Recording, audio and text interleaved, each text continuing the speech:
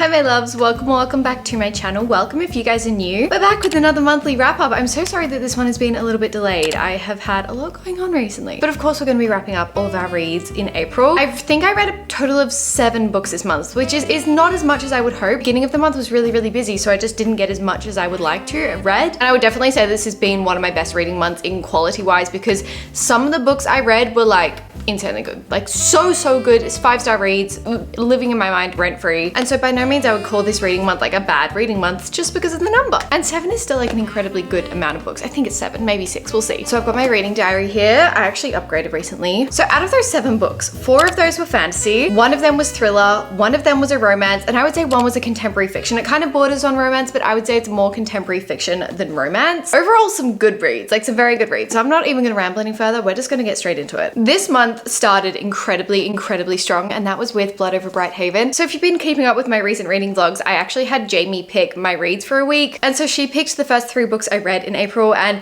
my gosh, did she do a good job. I literally just want her to pick all of my books from now on. But anyway, the first book she chose for me was Blood Over Bright Haven. This is by M.L. Wang, and I definitely want to read more of their work. I've heard the Sword of Kagan, I think Kaigan, something like that, is really incredible. So I'm definitely going to be reading that, because this book was a 5-star read for me. I'm just going to say it straight away. This was incredible. This is actually a standalone fantasy. I would say it's kind of like a dark academia fantasy. We have an incredible sense of female rage. I loved our main protagonist. She was so strong, so invincible. I just loved everything about this book. It's kind of hard to explain. Basically, we are following 2 main protagonists. One of them has come from kind of the outside of the town, outside city, where they're kind of outcasts, and come into the city and is pretty much just surviving by bare minimum. He is doing underpaid work, crazy labor, crazy hours, and just barely surviving. Our female protagonist is taking on the challenge to be one of the first females to study at this university that basically studies magic and studies spellgraphs, which are like typewriter type thing, can conjure spells. She's taking the entry exam, and if she succeeds, she's going to be the first woman to ever study at this university. And basically they study the magic that helps the town as a whole, that helps the monarch, that helps the political system, everything like that. It is kind of a hard plot to understand,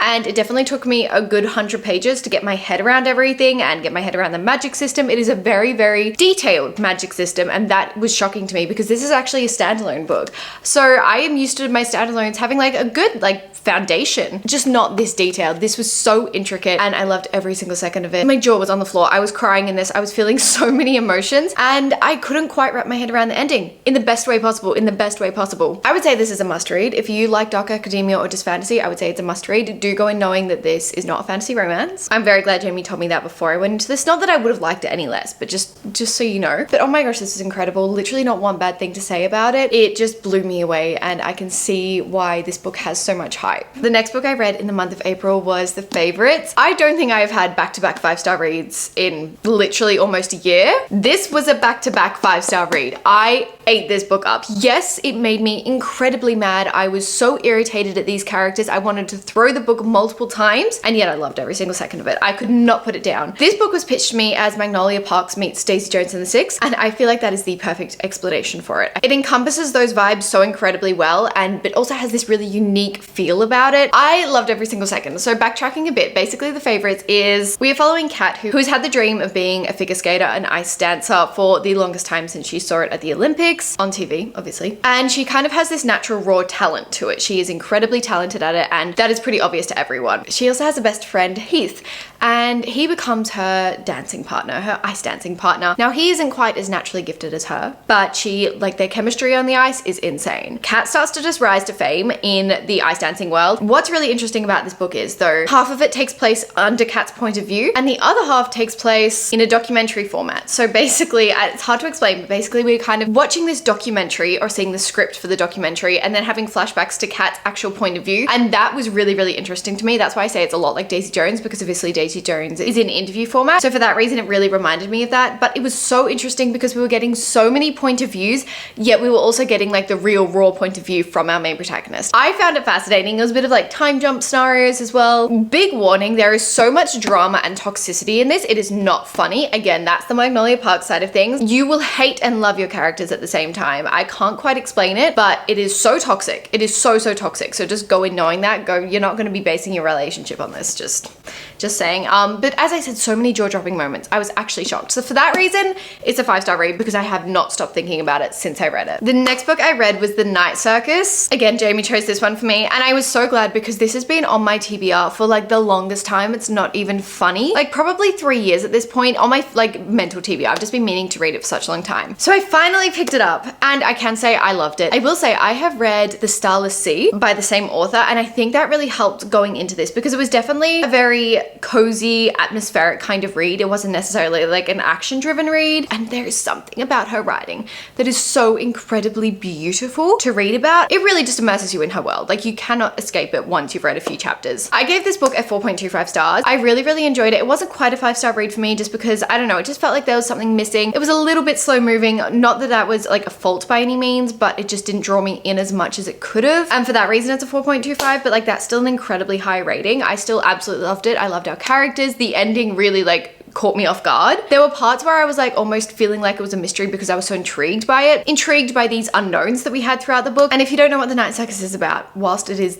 in the title, it's basically about this circus that appears all over the world with no notice, and it will appear wherever. Within the circus there are different tents with different acts, and our characters that we are following are within this circus and they are part of the different acts. We've also got a different kind of story going on at the same time though, surrounding two magicians. Basically these two magicians made a pact. One of the magician's daughters and basically the other magician's just apprentice would have to compete one day. Basically a magic contest. Kind of got a few different storylines going on at the same time. I will say it took me a long time to get my head around all the different characters because there are so many different characters and time jumps, like timeline jumps that we're going through. I loved the world we were setting. I could not get enough of it. Really enjoyed this one, and I do see why so many people love it. I will say I feel like it's either a love or a hate. You'll either feel instantly connected to it and instantly drawn into the world and intrigued by the world, or you'll be quite bored. I feel like it could go either way. Okay, the next book we read. What is the next book? This was just a random book I picked up because I needed something really quick and easy to just distract myself after those intense reads, and that is Holding the Reins by Paisley Hope. This is a cowboy romance series. The second one just came out. If you like Chestnut Springs, you will love this series. These are kind of my guilty pleasure books. Like I have so much fun reading these. I just binge them. I feel like I'm watching fun TV series. So easy to binge read. I literally read this in a night because it's so fun.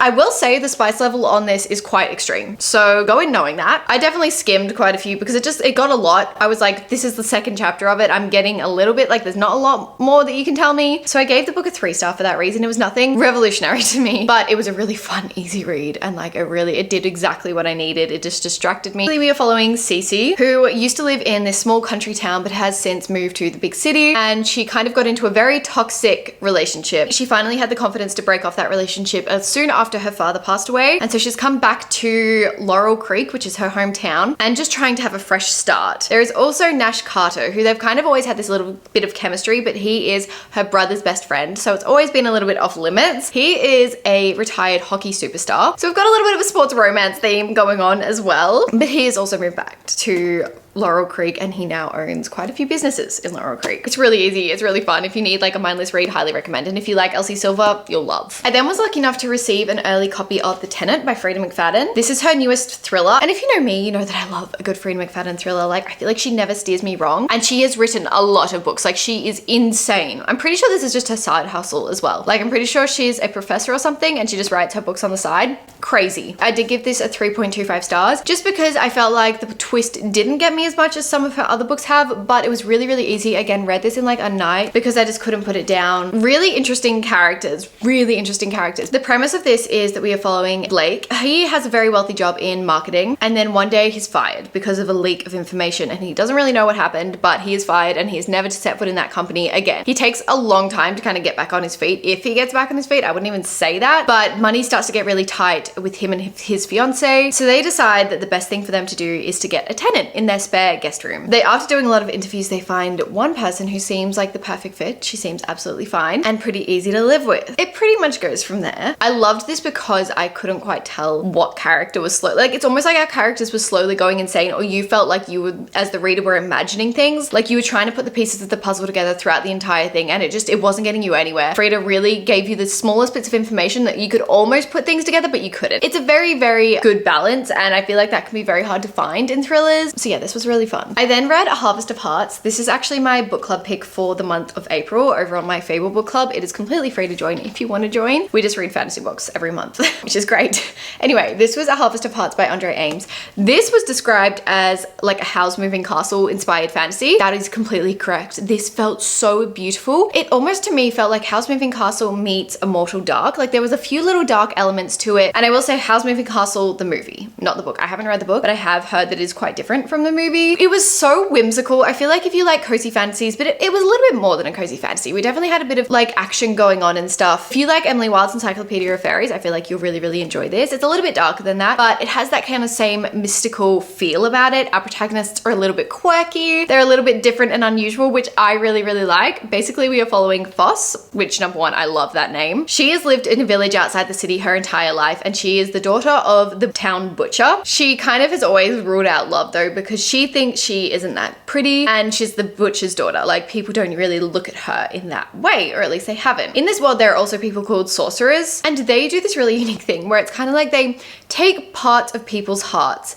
to produce magic to keep the village and the city alive and to keep the people safe. They have to use people's hearts to make their magic though. One day, a male sorcerer comes into Foss's village, which is very unusual. Nobody has ever seen a male sorcerer before. And he takes a bit of Foss's heart. So she goes on this mission to try and get back her heart. And she kind of goes into undercover as a assistant to him in his magical house. It is just so fun. Like I highly, highly recommend this book. This was a 4.25 for me. I really, really enjoyed it. It wasn't anything like, it didn't keep me on the edge of my seat, but it was just one of those books you can escape in. Like you can truly just escape in, just like snuggled up on the couch with a cup of tea. It is the most immaculate vibe, especially when it was raining outside. I was like, this is the perfect book to be reading in that time. This is also a beautiful edition with sprayed edges. But yeah, highly, highly recommend this one. It was so much fun. The last book I read in the month of April, I'm just gonna double check because I think it is the last book. So the last book I read in the month of April, this one was a long time coming, and I do have vlogs for both Harvest of Hearts and this one, and then another book that I'm currently reading, but that was The Atlas 6 by Olivia Blake. Oh my god, I am so happy that I can tick this book off my TBR. This book has been on my TBR for like way too long. We definitely got like through some really good TBR books this month. Not necessarily on my April TBR, but like just on as a whole. This was my April TBR though. Anyway, I'm getting excited. I am just so proud of myself for finally reading this book, and I actually really liked it. I really, really liked it. I love Olivia Blake's writing. I've only read 2 of her other books. I've read one for My Enemy and Masters of Death, and they were both incredible reads for me, some of my favorite books of all time. And so I don't know why I was so scared to read this book when I'd read those ones and loved them, but I really was. In The Atlas 6, we are set in a very dark academia inspired kind of world, I would say. 6 competitors are chosen to fight for 5 positions, not fight, to compete for 5 positions at the elite Alexandrian society. Its members enjoy a lifetime of power and access to ancient secrets. Our candidates usually have magical abilities or are just incredibly smart